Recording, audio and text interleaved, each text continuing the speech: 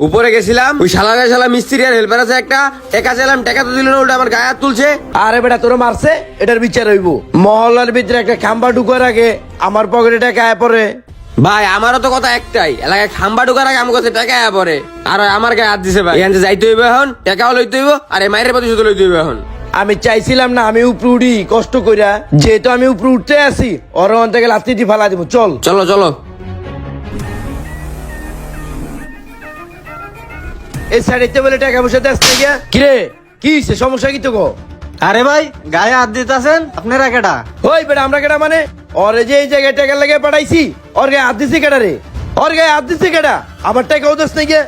ভাই আমি এত কিছু জানি না, আমার উস্তাদ আছে, যাই আমার উস্তাদের লগে কথা কন। বেটা তোর ওস্তাদ, ওরা তো আমি আর আগে খুঁজতেছি, আরে মাইরা আর আড্ডি গুলো শুয়ে এলাম, আমার গায়ে হাত দিছে। ওই ভাগিনা, কিরে কি হয়েছে? কার লগে চিল্লাচিল্লি করস? ওই মামা, মামা আপনি একটু নিচে আয়েন তো, দেখেন তো দুটা লোক আয়া যাই রে মারতাছে। কি কস? আচ্ছা দাঁড়া দাঁড়া, আমি আইতাছি, দেখতাছি কি হয়েছে। ওই কেটা রে? ওই কারা তোরা? কারা? আরে ভাই তুমি এই জায়গায় কে? আমি এই জায়গায় মানে? তুই এই জায়গায় এটা ক তুই? ওই বেটা তুই আমার ভাই আমার সামনে দাঁড়িয়ে দিতেছস, তোর একদম মাইরে মেরে ফাটাইলাম কিন্তু। ওই বেটা চুপ থাক, এত বেশি কথা কথা কিলে খারাপ থাক। এই বেটা তোরা দোনোটাই চুপ। ভাগিনা কি হয়েছে কত এনে? মামা ওরা আরেকদিন আইছিল, আয়া আমার কাছে বিল্ডিং এর চাঁদা চাইতাছে, আমি টাকা দেই নাই, আজকে আয়া আমার গায়ে হাত দিতাছে। কি এই শিক্ষা দিছি তোরে? এর লেগে তোর পড়ালেখা করাইছি, পড়ালেখা করাইলাম, শেষমেশ তুই একটা চাঁদাবাজ হইলি। তুমি আমার জীবন কোনো আবদার পূরণ করছো? হ্যাঁ আমি একটা আইফোন চাইছি, একটা আইফোনে কিনে দিতে পারো না, তো আমি কি হমু? হ্যাঁ তোর আবদার পূরণ করতে পারি না দেখা তুই এরকম খারাপ কামে নামবি? এগুলো আমাকে বাপ মা করে শিখাইছে। মামা এটা কি আপনার ছোট ভাই নাকি?